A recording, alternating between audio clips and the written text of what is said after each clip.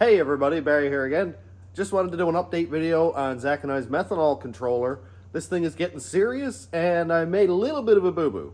Okay, starting back here at the tank, I have the fuel pump inside of here with my two terminals. Comes out to a regular old 4-pin relay. That one goes to ground there. And that runs off the MOSFET from the ESP32. Coming out here to a filter up to my homemade fuel rail. I may have to revise this. My fuel pressure is deathly unsteady. I'll put in clips here and there as I go because I didn't do any filming yesterday, but I filmed a couple short. Fuel pressure sensor is right here. Obviously the regulator back out to the return in the tank. This all works phenomenally except for my fuel pressure, so I'm not quite sure on that yet.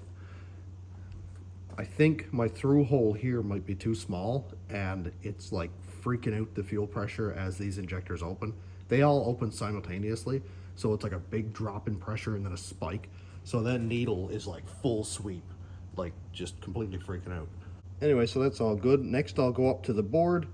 This thing is hot actually because I just had it plugged in.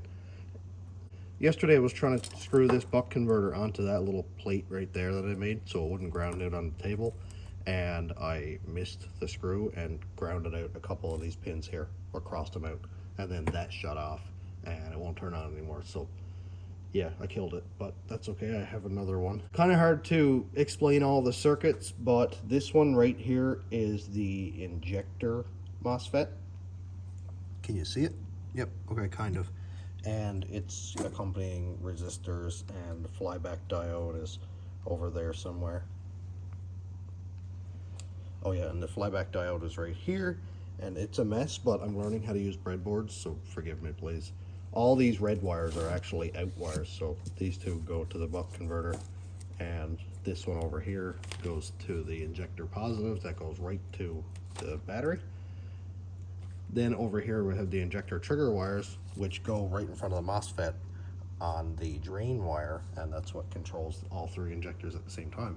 The buck converters I've been using for testing, for calibrating the ADC, so I needed to have a range of 0 to 3.3 volts, and I don't have a way to do that, so I've been using the buck converters, and they've been working relatively well. I'm happy with it. It's no power bank where I can just dial in the voltage, but it does work. The little potentiometers in here are super sensitive, and even with this garbage $20 meter, I can get it to all zeros, 3 digits after the decimal.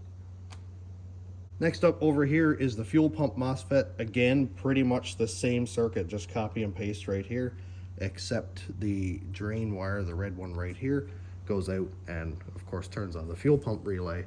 As I said earlier, that's that red wire right there for the trigger. The other side goes to the positive over here because it had to be on the same battery as the MOSFET. But this battery here just gives power to the pump itself.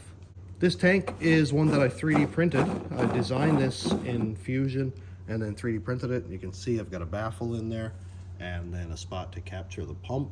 And there's also a float level switch. It does leak a little bit. This has been here since yesterday, and this is the little bit that leaked out. It's just leaking through the float switch down there, so I just got to take that back out and probably 3D print a TPU gasket or something like that, because that's methanol resistant as well. I'll take care of that after.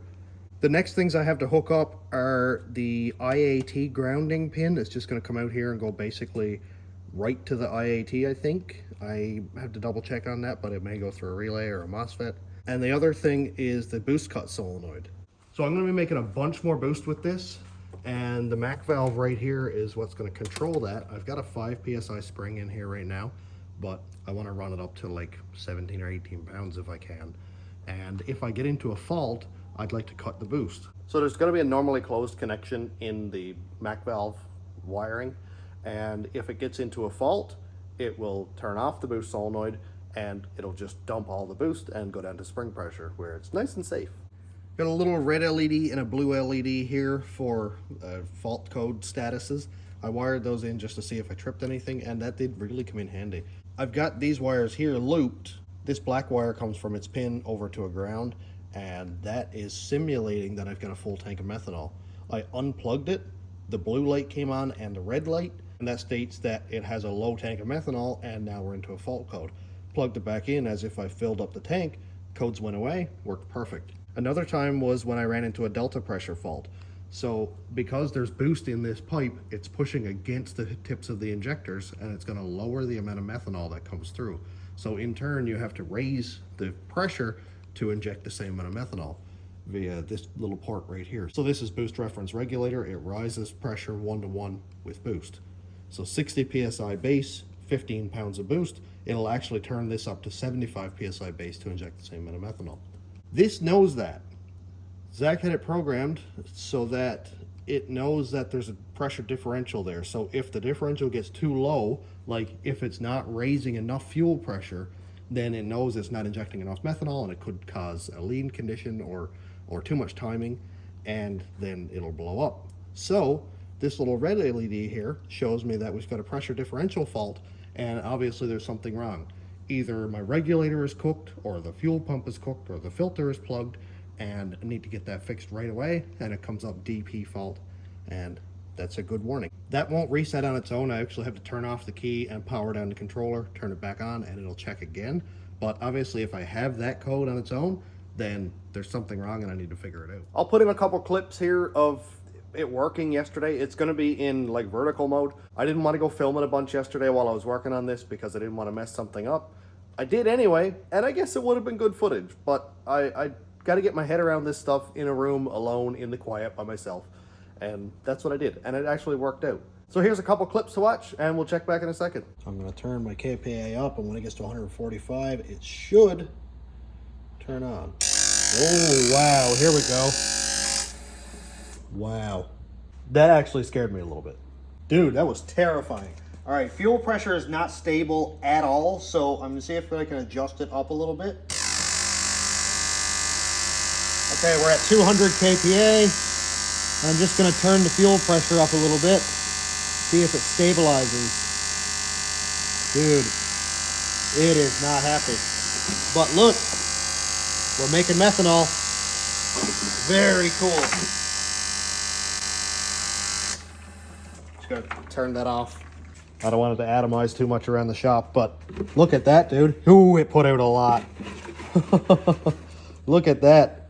Just for the few seconds that I had it on, we got quite a bit of fluid there.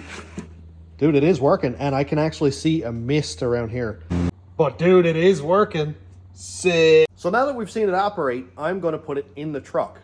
I know it works. I know the DP fault works. I know the fuel pump works. I know the injectors are going to turn on. And the flow calibration is spot on. And in the next video, I'll check in and show you how the progress on that is going. I'd love to film every little step of this, but it's a daunting task anyway, and I really don't want to mess it up by trying to focus on something else. Well, let me know what you think. This is a lot. This is a lot more than I'm used to, and I'm really, really enjoying myself, and I appreciate all the help and everybody's input.